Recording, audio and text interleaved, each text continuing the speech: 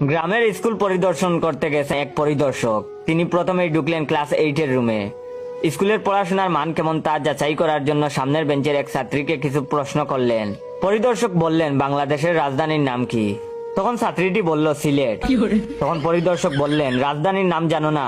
তুমি ক্লাস 8-এ উঠেছো কিভাবে? আমি তোমার নাম কেটে দেব। তখন ছাত্রী বলল, আমার তো স্কুলের খাতায় নামই নাই, আপনি কাটবেন কেমনে? তখন পরিদর্শক বলল, নাম নেই মানে?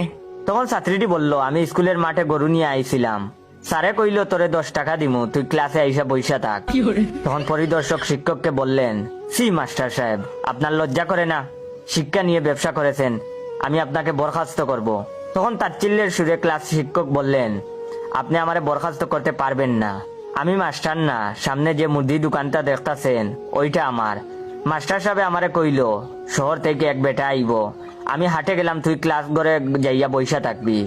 পরিদর্শক তো রেগে মেগে হেডমাস্টারের রুমে গিয়ে বললেন, আপনি হেডমাস্টার? তখন হেডমাস্টার বললেন, হ্যাঁ, কোনো সমস্যা? তখন পরিদর্শক বললেন, কি করছেন আপনারা?